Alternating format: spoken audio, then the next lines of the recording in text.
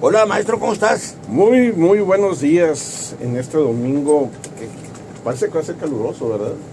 Sí, pero viene luego el frente frío. Yo creo que hay que estar optimista y capotearla bien. Dicen los que no quieren gente del centro que eso nos sirve mucho porque es el antídoto, no soportan el calor y se van.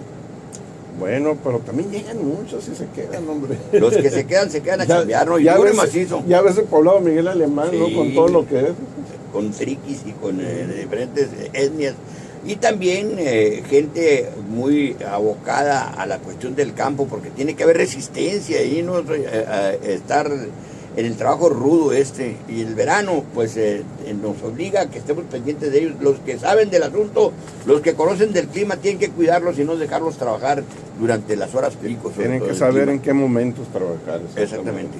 El trabajo que has elaborado para este día. Pues fíjate que las rebeliones no les preocupa ni el invierno, ni el frío, ni el calor. Y un domingo por la tarde, como hoy exactamente 28 de mayo, pero de 1911, estalló finalmente todas las inquietudes y las preocupaciones de la sociedad de la capital de Hermosillo, de la capital de Sonora, Hermosillo, y se amotinó la gente. Ese día, pues la gente fue a recibir a quien supuestamente iba a ser el gobernador sustituto de Luis Emeterio Torres, ya viendo Torres y todo el grupo, la camarilla porfiriana, que ni el ejército ni nadie iba a poder detener a las tropas revolucionarias que ya se encontraban prácticamente a las puertas de Hermosillo. Se habían acantonado en el molino de Camus, a 30 kilómetros de aquí.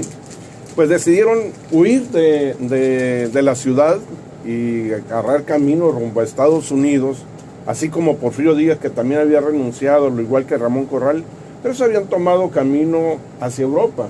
Unos se establecieron en París y en otros puntos de aquel continente. Pero la cuestión es que ese día la gente se amotinó, fue a recibir a Gayú, el supuesto gobernador sustituto, y al no llegar, pues empezó la explosión social y empezaron a tomar el camino, a tomar las calles, y en particular se fueron al Parque Madero, lo que hoy es el Parque Madero, en aquel entonces Parque Corral, y le tumbaron las placas y los nombres y le pusieron Parque Madero precisamente. De ahí tomaron hacia lo que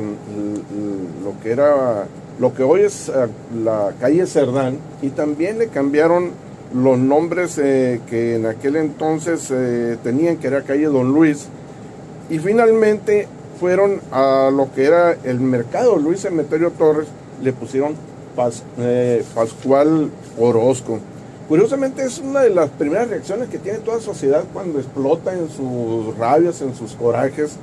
Es a veces una forma o los incendios, como lo fue la Bastilla en 1789. Bueno, a Hermosillo le tocó de alguna manera una situación similar. La gente se amotina, se lanza a las calles, e incluso en el paso que va teniendo por las calles la manifestación de quien, en este caso, José Camus narra, y él va junto con la manifestación de la gente, siguiéndole y observándolo y escuchando lo que gritaban, y ya la gente en ese momento empezaba a lanzar mueras y pensando en agarrarlos para lincharlos. José dice: qué bueno que se fueron a tiempo, o qué bueno que se escondieron en un buen lugar, dice, porque de agarrarlos les hubiese ido muy mal. Y entre ellos estaban los Monteverde, en apellidos que incluso en el presente todavía escuchamos, pero que en aquel entonces eran parte de la élite, y que pues ya estaban tratando de echarles mano. A los periodistas, a un grupo de periodistas también de aquella época, les querían echar mano y lincharlos, así decían. A la jilgueriza, pues, sí, ¿no? A los que estaban con el sistema. ¿Quiénes eran en aquel entonces esos periodistas? Pues estaban Espergencio Montijo, Brígido Caro, Pedro N. Ulloa. Son como los tres representantes del pensamiento y publicistas de lo que era el sistema en aquella época. José obviamente también se regocija porque al irlo siguiendo en la procesión, de alguna manera ellos reciben loas y según él, aplausos por haber permanecido y ir a acompañarlos. La gente que iba con ellos sentía que con eso legitimaba la razón de su protesta, porque José y Ernesto Camus pues eran y son gente que pertenecía a un sector conocido y empresarial de aquella época. Las tropas se habían acantonado en el molino de Camus y habían mandado emisarios donde precisamente estos dos personajes que estoy señalando entran en un proceso de negociación para evitar que avance la tropa y que se convirtiera Hermosillo en una carnicería, en un combate entre las tropas rurales y federales contra los insurgentes. Lo que querían ellos para poder evitar el atacar la ciudad es que se les mandara una cantidad de recursos de 20,000 pesos. Esto con el fin de poder financiar las necesidades de las tropas que estaban ahí, que ya estaban empezando a comerse los becerros y las vacas finas ahí del molino de Camus, un molino propiedad de Pedro Andrés Camus. Finalmente, José y Ernesto, como representante de la Cámara de Comercio, que son los que gestionaron y negociaron esta tregua y esta situación de que no avanzaran las tropas, pues dieron dando en partes el pago para evitar precisamente que la situación saliera de control. En ese proceso, pues la gente, al intentar avanzar sobre el Palacio del Gobierno para destruir las fotos y seguramente como símbolo del poder que era, pues destruirlo, quemarlo, que sea yo, así como te lo decía en el caso de 1789, durante la Revolución Francesa.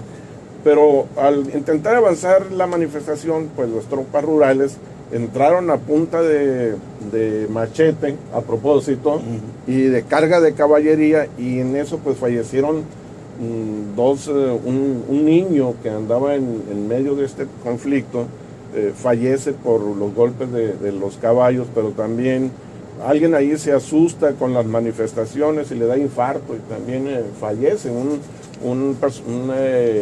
Alguien que viene a esconderse de la región del Río de Sonora se desprende de Hermosillo considerando que era el mejor lugar para esconderse.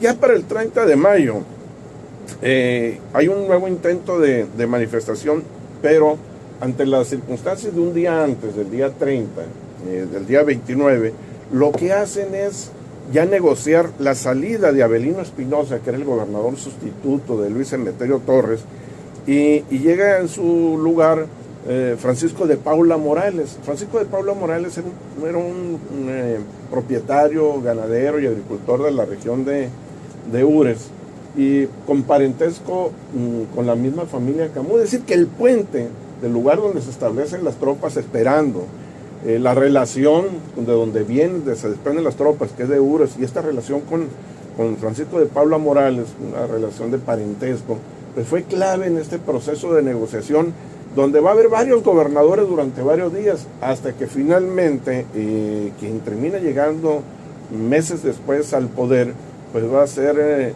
José María Maytorena, el gobernador, pues que va a tocarle esta etapa difícil que va a ser la caída de Madero, el asesinato de Madero y demás. Para José Camus y la familia Camus en general, esto fue una buena época. Curiosamente, la revolución, dentro de todo este marasmo de cosas, fue una buena época porque José se convierte en el primero o segundo presidente municipal del periodo revolucionario del maderismo. Presidente municipal. Y bueno, ahí incluso podemos ver la foto en esta sala de fotos de presidentes municipales en el ayuntamiento de Hermosillo.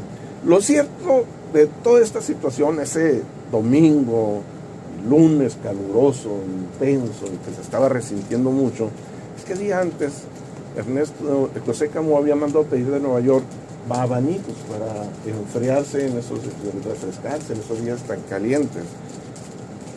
Ahí está la cosa. Ya era tanto el calor y la intensidad del calor que iba a seguir en los años posteriores, porque ningún abanico ni aparato de refrigeración iba a enfriar una conflagración de la vida que ya nunca más sería igual para esta capital. pues ahí aparece en la historia el ciclo de los capitales, como tú lo has mencionado, Aguilar, Monteverde, y otros que sucumbieron, pero los que permanecieron, como es mención especial aquí durante toda esta narrativa de los Camus, siguen estando vigentes, una de las familias más poderosas de la región, que están activos, ya mezclados con otros apellidos, y así vemos muy próspero, por ejemplo, a los dueños del Holiday Inn, Tapia Camus, o los Camus que están allá con la Fundación Alta, Aguirre Camus. O relacionado con los Gili también. También los Camus Gili, pero los dueños